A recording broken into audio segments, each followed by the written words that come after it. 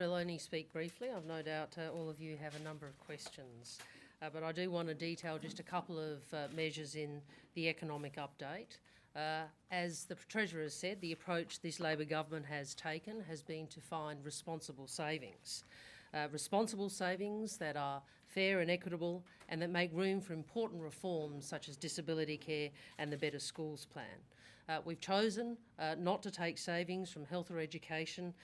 We've chosen not to cut the services that Australian families rely on. That is the Liberal approach.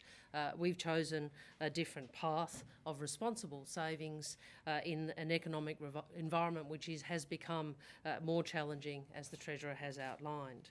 However, we do retain our commitment to strong public finances, the same commitment which has ensured the AAA credit rating from all three, with stable outlook from all three ratings agencies. And as such, we've had to make a number of decisions which are difficult but are necessary to ensure that we have a sensible pathway to surplus as is outlined in the economic statement. As the Treasurer has said, we have reduced our expenditure on official development assistance by about $1 billion over the forward estimates. I would emphasise that our expenditure in both dollar amounts and as a percentage of GNI will continue to grow, and the aid budget will still reach $5.7 billion in 2013-14, Australia's largest aid budget in history. We will still meet our GNI target for 17-18. Obviously, an area that's had some attention in recent times is the government's regional resettlement arrangement with Papua New Guinea. I'd refer you to pages 40 and 41 of the statement, which set out the arrangements for the funding of this plan. The estimated operating cost of the arrangement is $175 million in 13-14 and a cumulative total of just over $1 billion over the forward estimates.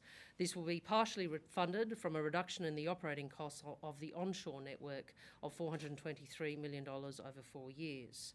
There are also capital costs of $194 million in 13-14 to expand Manus Island facilities.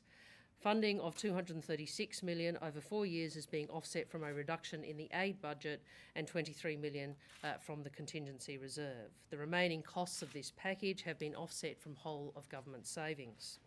In addition, Australia is providing additional $420 million in new aid to Papua New Guinea to go towards specific health, education, justice and law and order and transport projects and programs consistent with the arrangements that the Prime Minister entered into.